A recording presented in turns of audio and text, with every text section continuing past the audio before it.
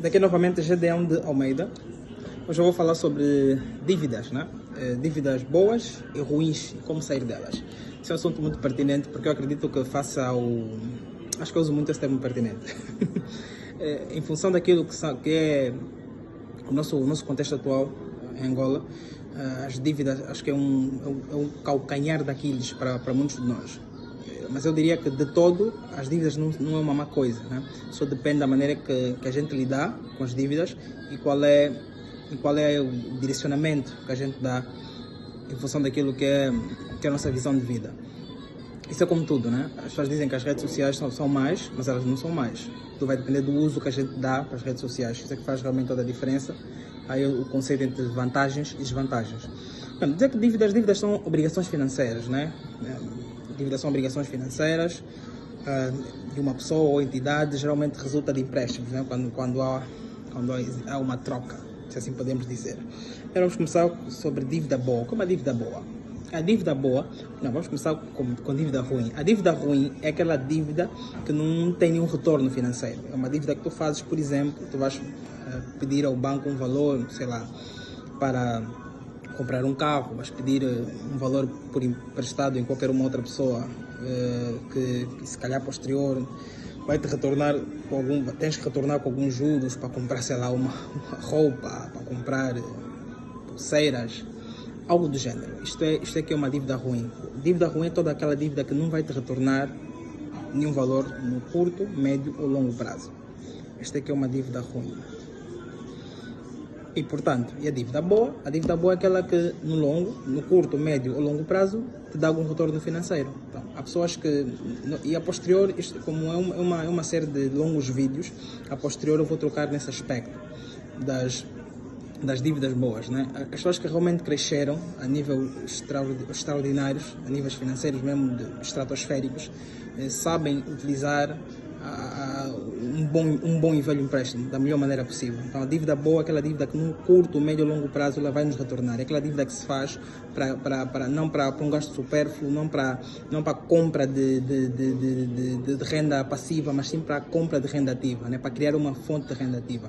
Então a boa dívida é aquela que no curto, médio e longo prazo dá um retorno financeiro. E é aí onde eu quero que tu te foques, nas dívidas boas. Sempre que tu fores pagar algum dinheiro por emprestado, seja num banco, num amigo, seja onde for, pensa em como usar este dinheiro para posterior retornar com algum acréscimo financeiro no curto, médio e longo prazo. E é isso que temos em relação às dívidas. Agora eu vou tocar no aspecto de como sair das dívidas. Por exemplo, se calhar ao longo dos vídeos que eu estou a postar, as pessoas vão se questionar onde é que eu tenho essa autoridade para falar de finanças ou de onde é que vem essa autoridade para falar de dinheiro. O buraco é mais fundo. Eu vou dizer que fiquem por aqui, comprem o meu livro, que a posterior haverá mais novidades. Mas dizer que o meu principal conhecimento relacionado às finanças foi aquilo que eu acumulei com os livros, veio relacionado às vivências familiares. Okay? E dentro da minha família tem o Ruben, que é o real especialista em dívidas, por algum motivo. E dizer que, por exemplo, com algumas coisas que ele foi fazendo ao longo do período, eu aprendi muito sobre a questão das dívidas, né? E aqui eu vou dar algumas dicas pequenas que vão contribuir para ajudar qualquer pessoa a sair das dívidas.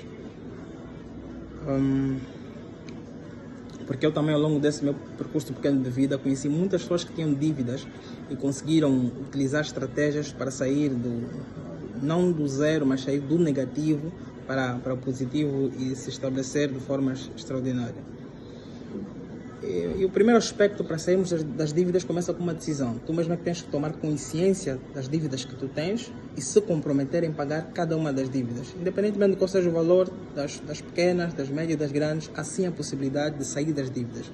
Tudo começa com uma decisão. O segundo aspecto é negociar. Normalmente eu diria que as dívidas revertem sempre a favor de quem as tem ou de quem as fez.